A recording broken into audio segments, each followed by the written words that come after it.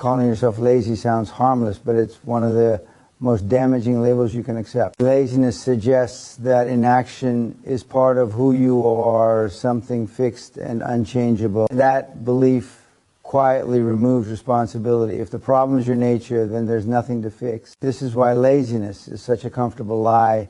It protects the ego while destroying progress. Most people who call themselves lazy are not inactive. They wake up tired but still scroll for hours, consume content endlessly, engage in arguments, chase distractions, and stay mentally busy all day. That requires energy. That requires effort. The issue is not the absence of energy, it is the absence of direction and standards. Energy is being spent just not on the work that creates growth. Calling this laziness hides the real problem. The lie of laziness also prevents accountability. Responsibility is heavy. It forces you to admit that your current results are connected to your choices. Blaming laziness feels lighter. It turns failure into a personality trait instead of a pattern of behavior. Once you accept laziness as an identity, you stop questioning your actions. You stop asking harder questions like why you avoid certain tasks, why you delay decisions, or why you choose comfort over progress. Avoidance is the real behavior behind so-called laziness. People avoid what threatens their ego, exposes their weaknesses, or demands sustained effort. Avoidance feels safer than action. Calling it laziness makes avoidance socially acceptable. It sounds less threatening than admitting fear, lack of discipline, or unwillingness to face discomfort. But avoidance compounds over time. What you avoid today becomes heavier tomorrow. Laziness as a label also lowers standards. Once you accept that you're lazy, expectations drop. You stop demanding more from yourself. You negotiate with mediocrity. This is just how I am becomes a justification for quitting early, starting late, or not starting at all. Standards are the backbone of progress. Remove them and discipline collapses. Another danger is that laziness shifts focus away from systems and habits. Discipline is built through structure, routines, rules, and boundaries. Laziness ignores structure and blames willpower. People think they need to feel like it to act. When they don't, they conclude they're lazy. In reality, they lack systems that remove decision-making. The lie of laziness keeps people trapped in emotional cycles instead of building practical solutions. Laziness also kills self-trust. Every time you say you'll do something and don't, a small fracture forms in your confidence. Over time, those fractures add up. You stop believing your own promises. You expect yourself to quit. That expectation becomes self-fulfilling. Calling yourself lazy reinforces this identity and makes breaking the cycle harder. There's also a social comfort in laziness. It sounds relatable, it lowers pressure, it invites sympathy instead of accountability, but sympathy does not produce change. Responsibility does. Growth requires discomfort. And laziness as an excuse eliminates the need to feel that discomfort. It keeps people stuck in familiar patterns while time moves forward. The harsh truth is that people are selective with effort. They work hard on what they care about and avoid what they don't. That means the issue is not capacity, it's priority. Calling yourself lazy avoids admitting that you are choosing convenience over long-term gain. It avoids the truth that effort is available, but discipline is not enforced. Laziness also distorts identity. Identity shapes behavior. If you believe you are lazy, you act in ways that confirm it. You unconsciously look for evidence to support that belief. Discipline requires a different identity, someone who acts regardless of mood. The moment you stop calling yourself lazy, you open the door to change. You stop attacking who you are and start correcting what you do, the lie of. Laziness benefits short-term comfort but costs long-term self-respect. You may feel relieved today by lowering expectations, but future you pays the price in regret. Nothing erodes self-respect faster than knowing you could do more but consistently choose not to. Replacing the laziness label with responsibility is uncomfortable, but it is freeing. Responsibility means your future is not predetermined. It means habits can change, standards can be raised, systems can be built, discipline can be trained. The difference is simple but brutal. Laziness says, this is who I am. Responsibility says, hey, is what I'm choosing. One traps you. The other gives you control. Motivation is emotional. It rises and falls based on mood, sleep, weather, praise, excitement, or fear. Discipline is different. Discipline is a decision made in advance and honored regardless of how you feel in the moment. This is why discipline matters more than motivation, especially for anyone who wants consistency, growth, and long-term success. Waiting to feel motivated is one of the most common reasons people stay stuck. Motivation feels powerful when it's present. You feel energized, optimistic, unstoppable. But motivation is temporary by nature. It disappears the moment things get boring, difficult, uncomfortable, or unclear. If your actions depend on motivation, your progress will always be unstable. Some days you'll work hard, other days you'll do nothing, and you'll spend most of your time wondering why you can't stay consistent. Discipline removes that instability. Discipline does not ask how you feel. It asks what needs to be done. It does not negotiate with emotion. It follows rules, standards, and commitments. That's why disciplined people look reliable while motivated people look inconsistent.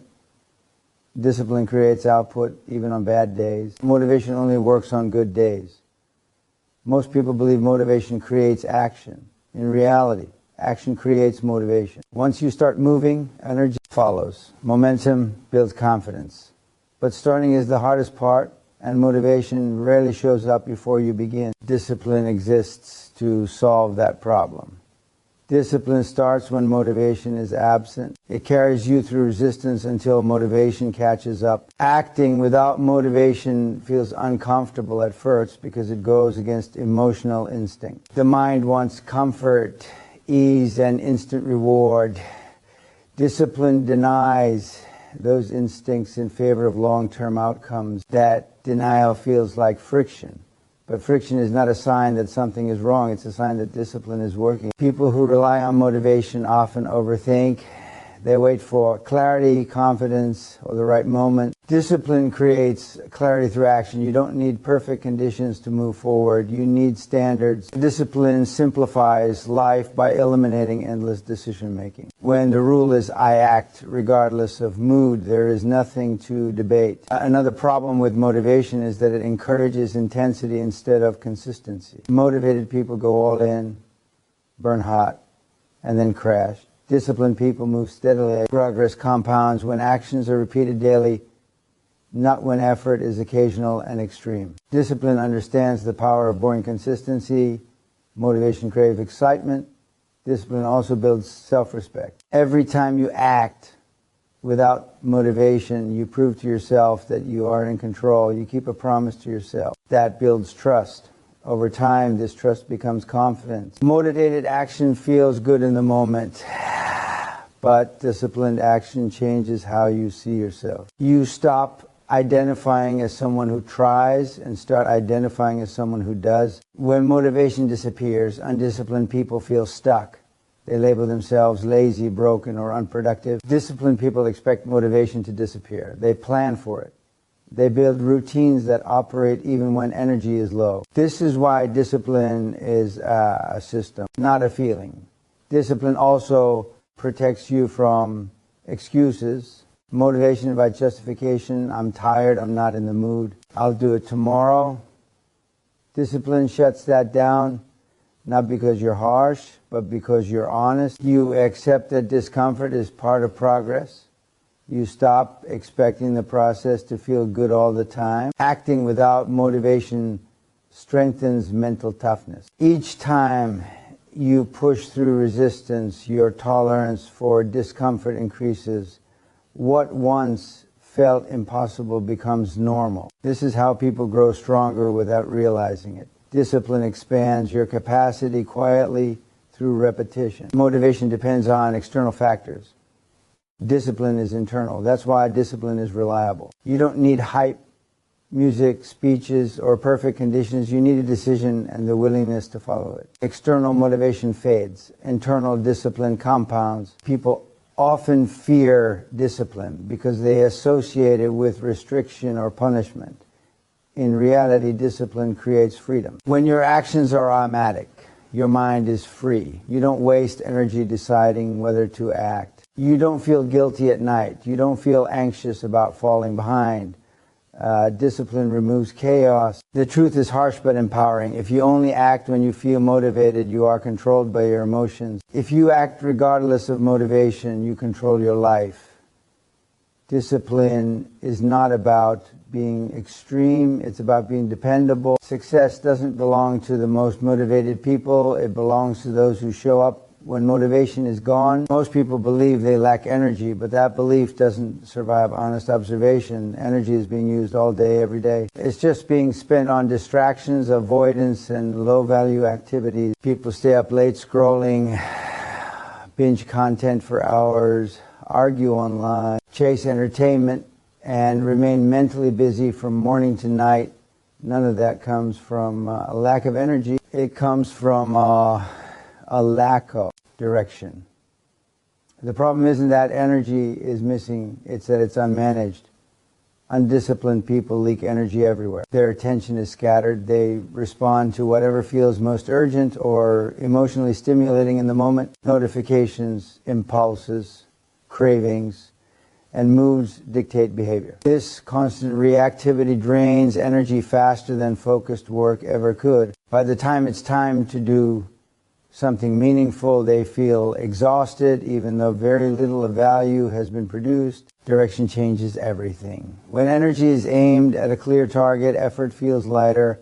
Focus creates efficiency. Undirected energy creates fatigue. This is why people can spend hours doing nothing important and still feel tired, yet work intensely on something meaningful and feel energized. The difference is purpose, not capacity. Undisciplined energy use also creates mental clutter. When you start many things and finish nothing, your mind stays overloaded. Open loops drain attention and increase stress. Stress consumes energy. Discipline closes loops, prioritizes completion over stimulation. Finishing tasks restores mental clarity and frees energy. Another issue is that undisciplined people confuse stimulation with rest. Scrolling, watching videos, and jumping between apps feels relaxing, but it rarely restores energy. It overstimulates the brain, keeping it in a reactive state. True rest restores capacity. Discipline manages rest intentionally instead of using distraction as recovery. Energy is also wasted through indecision. Constantly debating whether to act drains more energy than acting. Undisciplined people negotiate with themselves endlessly. Should I start now? Maybe later. I don't feel ready. This internal conflict is exhausting.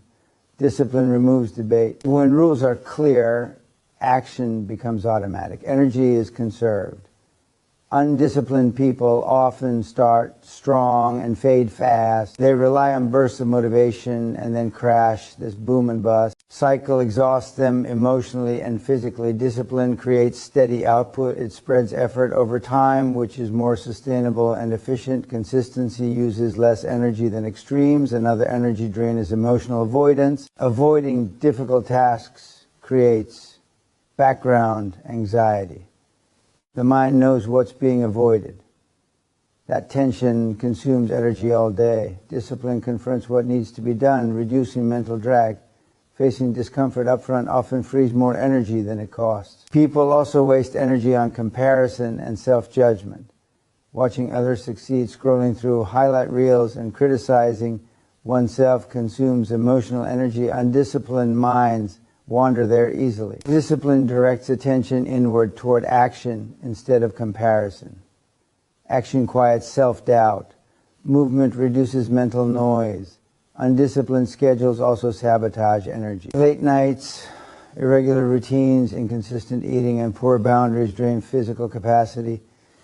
Discipline respects basic structure. Sleep, routine, and preparation are energy management tools, not restrictions. When structure exists, energy stabilizes. Direction turns effort into momentum. Once momentum starts, energy multiplies. Progress feels rewarding. The brain releases motivation in response to movement. Undisciplined people never reach this stage because they stop and start too often. Discipline carries you past resistance into flow. Another truth is that people protect energy for comfort, not for growth. They claim to be tired when it's time to work, but suddenly have energy for entertainment. That's not exhaustion, it's preference. Discipline realigns energy with long-term goals instead of short-term comfort. Energy follows standards. When standards are low, effort is optional. When standards are high, energy organizes itself around them. Discipline sets non-negotiables. You show up because that's the rule. Energy adapts. The idea that you're low energy becomes a convenient excuse when discipline is missing. But once direction is applied, energy reveals itself. Focus sharpens, fatigue decreases, productivity increases. The same person who felt drained suddenly finds capacity they thought they didn't have. Energy is not found, it is directed. And discipline is the force that aims it where it matters most. Most people think freedom means doing whatever they want, whenever they want, with no restrictions. That idea sounds appealing, but in reality it creates chaos. When there are no rules, emotions take control. Mood decides action. Comfort becomes the priority. Over time, this lack of structure doesn't feel like freedom at all. It feels overwhelming, scattered, and unproductive. Real freedom doesn't come from the absence of rules. It comes from the right ones. Rules reduce friction. Every day, undisciplined people waste enormous mental energy deciding what to do, when to do it, and whether they feel like doing it. Constant decision-making is exhausting. Emotions argue back and forth. Excuses show up. Procrastination grows. Rules eliminate this inner debate. When something is a rule, it's no longer a question. You don't negotiate with rules, you follow them. Simplicity creates mental freedom. Emotions are unreliable leaders. They change based on sleep, stress, hunger, confidence, and external events. If emotions are in charge, consistency is impossible. One good day is followed by 3 bad ones. Rules don't care how you feel. They create stability when emotions fluctuate.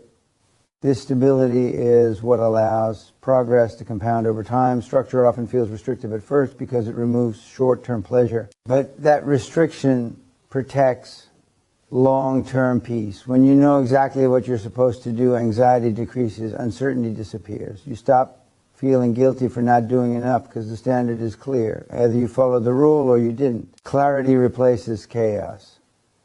Undisciplined people believe rules limit creativity and individuality. In reality, rules create the foundation that allows creativity to thrive. Without structure, energy is scattered. With structure, energy is focused. Many of the most creative and successful people in the world live by strict routines. The routine handles the basics, so the mind is free to focus on higher level thinking. Rules also protect you from yourself in moments of weakness, fatigue, or temptation. Rules act as guardrails. They prevent short-term decisions from damaging long-term goals. Without rules, every moment becomes a negotiation. With rules, discipline is automated. Automation is freedom. Another benefit of rules is reduced stress. When boundaries are clear, expectations are clear, you know when to work and when to rest. You know what is acceptable and what is not. Stress often comes from ambiguity. Rules remove ambiguity. Emotional living feels flexible, but it creates instability. Emotional decisions feel good in the moment and painful later. Rules may feel uncomfortable in the moment, but they create relief later. Freedom is not about avoiding discomfort. It's about choosing which discomfort you're willing to live with.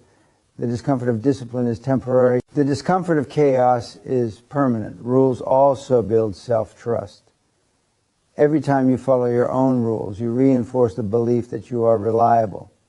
That reliability becomes confidence. Undisciplined people lack confidence not because they lack ability, but because they don't trust themselves to follow through. Rules restore that trust. Without rules, people drift. They react to circumstances instead of shaping them. It becomes reactive instead of intentional. Rules turn reaction into response.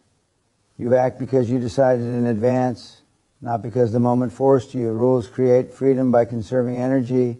When habits are automatic, energy is saved for meaningful work. You don't burn willpower on basics. You don't argue with yourself. You execute that. Efficiency feels like freedom. Many people fear rules because they associate them with punishment or control imposed by others.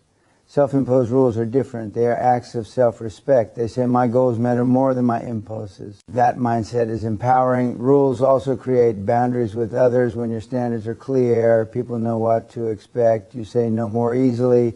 You protect your time. You don't overcommit. Boundaries reduce resentment and burnout. Emotional living leads to people-pleasing. Rules create respect. The irony is that people who avoid rules end up controlled by everything else: notifications, cravings, distractions, other people's demands. They are not free, they are reactive. People with rules control their schedule, focus, and behavior.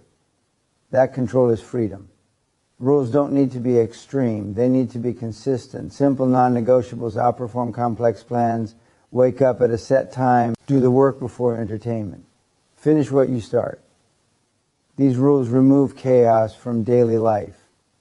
Freedom is not doing whatever feels good. Freedom is living without regret, anxiety, and constant self-negotiation. Rules make that possible. Emotions promise freedom and deliver chaos. Rules feel strict and deliver peace. The people who look most free on the outside are often the most disciplined on the inside. Self-trust is the foundation of confidence, discipline, and long-term success, yet most people destroy it quietly without realizing it. Every time you make a promise to yourself and break it, something inside you weakens. It's not dramatic. There's no immediate consequence. But over time, those broken promises add up, and you stop believing yourself. This loss of self-trust is far more damaging than failure, because failure can teach you something, while broken self-trust paralyzes you. When you don't trust yourself, everything becomes harder. Goals feel heavier. Decisions feel uncertain. Motivation feels unreliable. You hesitate. Not because you lack ability, but because you've seen yourself quit too many times. You've watched yourself say, I'll start tomorrow, and then do nothing. Eventually your mind stops taking your intentions seriously. Your words lose authority over your actions. Self-trust is built the same way trust with others is built, through consistency. If someone constantly breaks promises to you, you stop relying on them. The same rule applies internally. When you don't follow through on your own commitments, you become unreliable to yourself. That internal unreliability creates anxiety, self-doubt, and low confidence. You're never sure if you'll actually do what you say. Many people try to fix this by making bigger promises. They set massive goals, dramatic routines, and extreme plans. This backfires. When the promises are unrealistic, they're broken quickly, which damages self-trust even more. The issue is not ambition. The issue is integrity with yourself. Small promises kept are far more powerful than big promises broken. Keeping promises to yourself creates internal alignment. Your thoughts, words, and actions start matching that alignment. Feel stable, calm, grounded. You no longer feel like you're fighting yourself every day. When you decide something, you act. That simplicity reduces mental stress and builds confidence naturally. Self-trust also changes how you respond to pressure. When things get hard, people without self-trust panic. They look for exits. They doubt their ability to continue. People with self-trust don't need reassurance. They already know how they respond under stress. They've seen themselves follow through before. That history becomes strength. Broken self-trust is why many people rely on external motivation. They don't believe their own discipline will show up, so they look for hype, accountability partners, reminders, and pressure from others. These tools can help temporarily, but they don't solve the core problem. Real momentum comes when you trust yourself enough to act without supervision. Self-trust also affects self-respect. Deep down, you know when you're lying to yourself, you know when you're cutting corners, delaying, or making excuses. That knowledge creates quiet shame, not loud guilt, quiet disappointment. Over time, that disappointment turns into indifference. You stop expecting much from yourself. That's when growth stalls. Keeping promises to yourself reverses this process. Each follow-through sends a message: I can rely on me.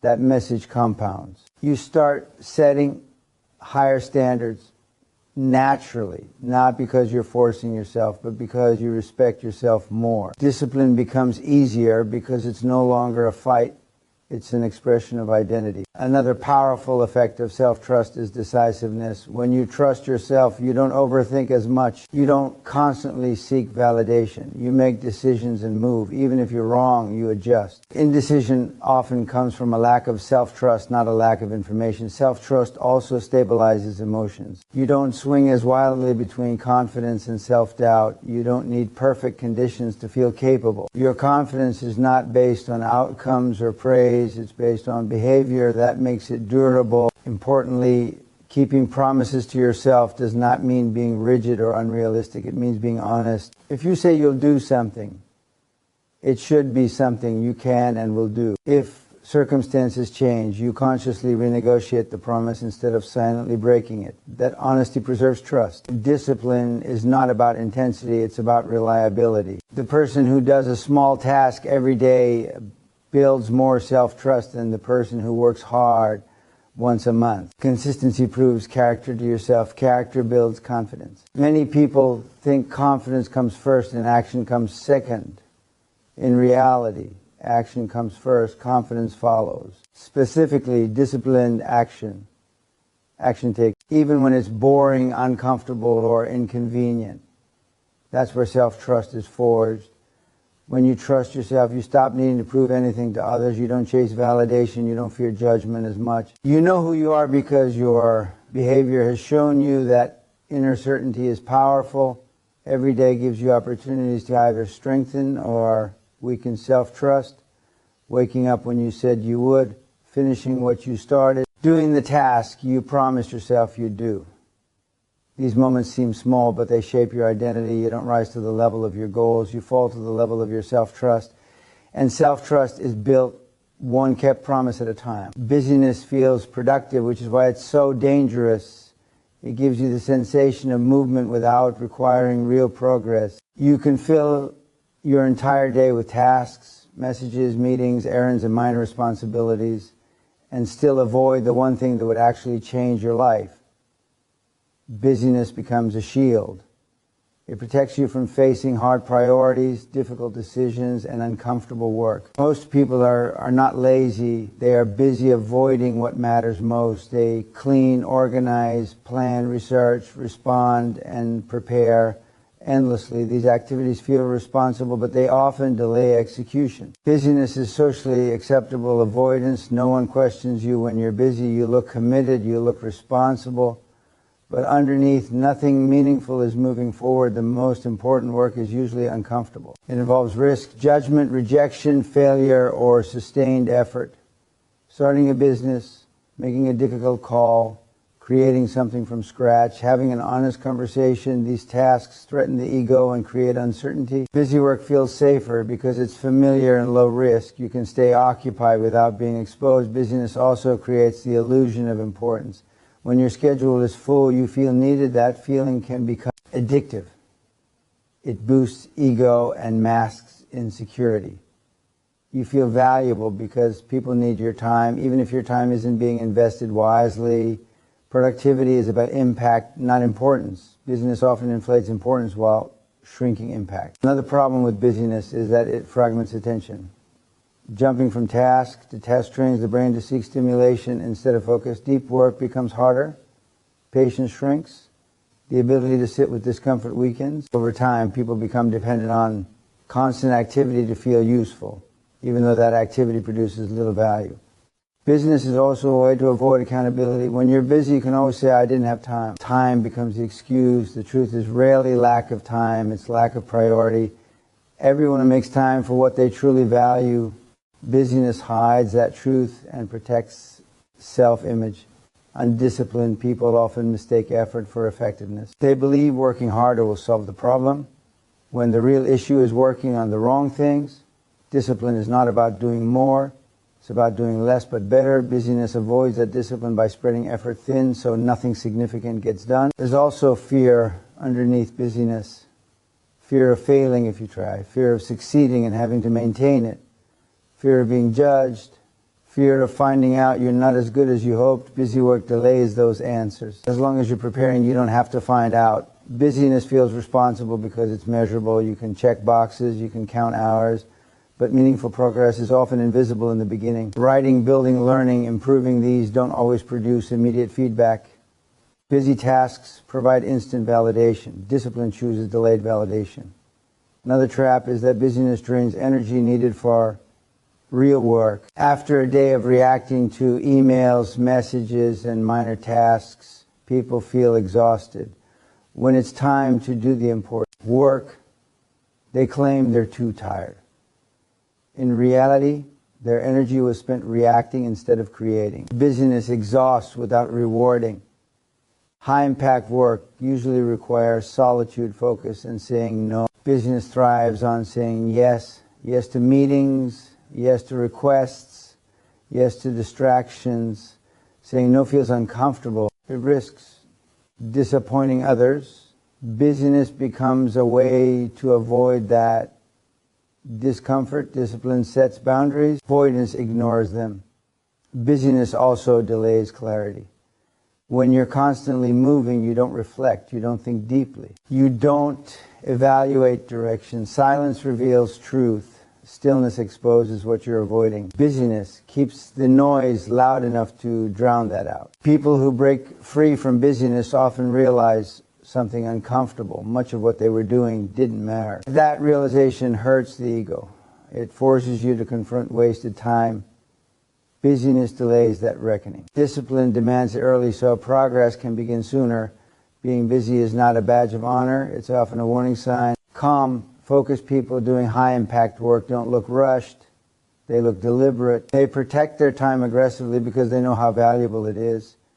Busyness is easy to justify but hard to escape. It requires honesty to admit that you're avoiding the real work.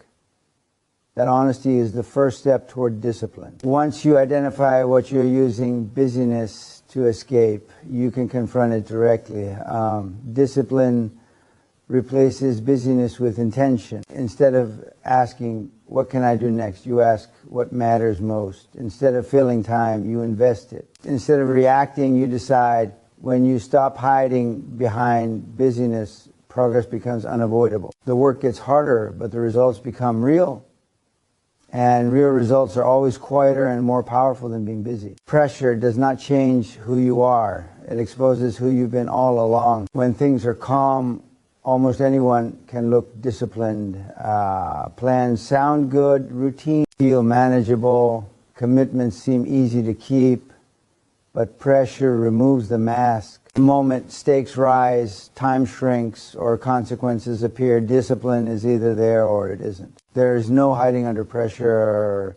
Many people believe they will be disciplined when it matters. That belief is comforting and false.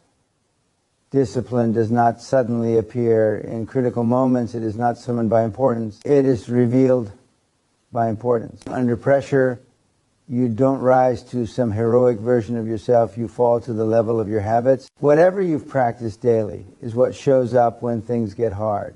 Pressure compresses time and amplifies emotion. Fear, doubt, urgency, and fatigue all increase at once. In that environment, thinking clearly becomes difficult.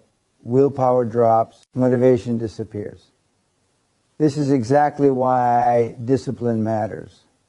Discipline is pre-decided behavior. It removes the need to think when thinking is hardest. Under pressure, disciplined people execute because execution has already been programmed. Undisciplined people react emotionally under pressure. They rush, freeze, overthink, or avoid. They start blaming circumstances, timing, or other people. Pressure exposes this immediately. There is no room for excuses when consequences are real. You either perform or you don't. Pressure strips away stories and leaves results. This is why people often surprise themselves under stress, sometimes positively, sometimes painfully. Some discover they are calmer than expected. Others realize they fall apart faster than they imagined. Pressure tells the truth. It doesn't judge. It reveals. Discipline under pressure looks boring. It's not dramatic. It's not loud.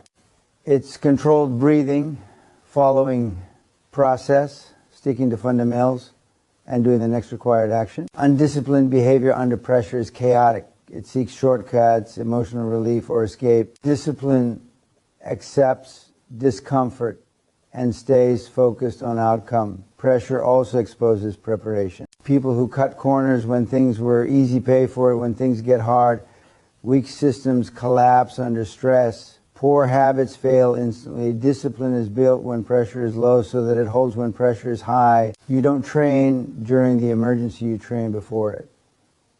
Another uncomfortable truth is that pressure reveals priorities. When everything is urgent, you find out what you actually care about. Disciplined people protect what matters even under stress. Undisciplined people abandon long-term goals for short-term relief. Pressure shows whether your values are real or just words. Pressure removes optional behavior. When stakes are low, discipline feels optional. You can skip, delay, or half commit without immediate consequence. Pressure removes that buffer. The cost of indiscipline becomes visible and painful. That's why people either grow rapidly under pressure or collapse completely. Pressure also exposes self-trust. Disciplined people trust themselves because they've kept promises before. Under stress, that trust becomes calm. They don't panic because they know how they respond when it's hard. Undisciplined people don't trust themselves, so pressure multiplies anxiety. They doubt their ability to follow through, which weakens performance further. Another key point is that pressure doesn't last forever, but its lessons do. After pressure passes, people often return to old habits unless they pay attention to what was revealed. Pressure is feedback. It shows you where your discipline is strong and where it's missing. Ignoring that feedback guarantees the same breakdown next time. Pressure also reveals whether discipline is internal or enforced. Some people perform only when someone is watching. Deadlines are extreme or consequences are immediate. That's not discipline, that's compliance. Real discipline operates even without supervision. Pressure shows whether your standards come from within or are borrowed from external control. People who avoid pressure stay delusional about their discipline. They believe they're capable because they've never been tested. Pressure removes that illusion. It's uncomfortable, but it's necessary. You cannot improve what you haven't seen honestly. This is why high performers intentionally expose themselves to pressure. They don't wait for life to test them. They create demanding environments, high standards, and real accountability. They want discipline revealed early, not exposed later when the cost is higher. Pressure also explains why people fail repeatedly in critical moments but succeed in practice. Practice is forgiving, real moments are not. The gap between the two is discipline. Practice without discipline is rehearsal without reliability. Pressure doesn't care about intentions. It doesn't care about effort. It doesn't care how busy you were. It cares about execution. That's why pressure is such a brutal but fair teacher. If you want to know how disciplined you really are, don't look at your plan. Look at your behavior when you're tired, stressed, afraid, or running out of time. That's the truth, and once you see it, you have two options: protect your ego or build your discipline. Pressure will come whether you're ready or not. When it does, it won't ask who you want to be. It will show you who you are. Respecting yourself and building personal integrity is one of the most critical foundations for lasting success, yet it is often overlooked. True self-respect is not earned by external approval, wealth, or recognition. It is earned by consistently acting in alignment with your values, even when no one is watching. Integrity is the bridge between who you are and who you aspire to be. Without it, talent, knowledge, and even discipline cannot fully translate into meaningful results because internal misalignment erodes confidence, focus, and authority over your own life. Self-respect begins with accountability. People who respect themselves accept full responsibility for their actions, decisions, and outcomes. They do not blame circumstances, other people, or luck for failures. Accountability is not about punishment or self-criticism. It is about clarity and honesty. Every time you own your choices, you reinforce your personal authority and trust in your ability to navigate life. Without accountability, self-respect is superficial and fragile, easily shaken by criticism, failure, or external pressures. Consistency is essential in building integrity. One act of honesty or one difficult choice does not define character. Real respect is cultivated through repeated actions aligned with your principles. Small decisions, keeping promises, honoring commitments, Telling the truth, following through on plans, compound into a strong internal standard. Inconsistent behavior erodes respect because it signals that principles are negotiable. True self-respect grows when your words, intentions, and actions align day after day, even in situations where no reward or recognition is offered. Courage is tightly connected to self-respect. Life constantly presents discomfort, risk, and morally complex decisions. Self-respect demands that you act according to your values, even when fear or social pressure tempts you to compromise. Courage is not the absence of fear, it is action despite fear. Every time you act with integrity, particularly in challenging circumstances, your self-respect strengthens. Avoiding tough decisions or compromising values for convenience may feel easier in the moment, but it erodes confidence and undermines long-term success. High personal standards are another pillar. Self-respect grows when you refuse to settle for mediocrity. High standards guide your choices, shape your routines, and influence your interactions. They serve as a personal compass, ensuring your energy is invested in meaningful, value-driven work.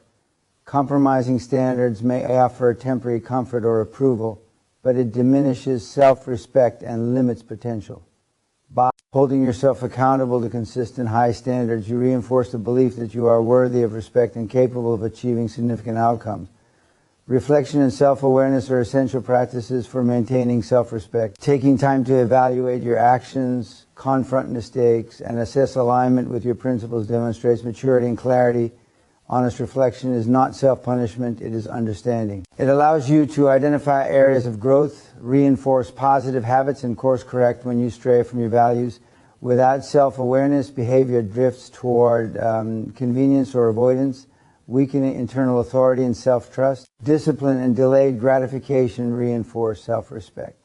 Choosing long-term benefits over immediate pleasure builds character and signals that you have control over your impulses. Every time you prioritize what truly matters, you strengthen internal trust and personal authority. People who lack discipline frequently compromise values for comfort, weakening their self-respect and undermining their capacity for achievement. Deliberate, consistent choices demonstrate self-respect through action. Self-respect also manifests in relationships. How you treat others reflects how you value yourself. Setting boundaries, communicating authentically, and holding yourself accountable fosters mutual respect. Tolerating toxic behavior, compromising principles for approval, or avoiding responsibility erodes personal dignity. Surrounding yourself with people who align with your values reinforces self-respect and encourages continual growth. Acknowledging progress and perseverance strengthens self-respect as well. Celebrating effort, resilience, and learning even in the face of setbacks reinforces self-trust. Challenges are reframed as opportunities for growth, not proof of inadequacy. Respecting your own journey and decisions, even when imperfect, nurtures confidence and inner authority. Self-respect is built over time through repeated, deliberate choices rather than through isolated moments of success or recognition. Ultimately, self-respect and integrity are daily practices, not achievements. Each day offers the opportunity to strengthen or weaken them through decisions, actions, and interactions. Accountability, consistency, courage, high standards, reflection, discipline, and meaningful relationships collectively reinforce self-respect. Living in alignment with your principles empowers you to act decisively, face challenges confidently, and create results that reflect your true potential. Self-respect is the foundation upon which all lasting achievement, influence, and personal fulfillment are built.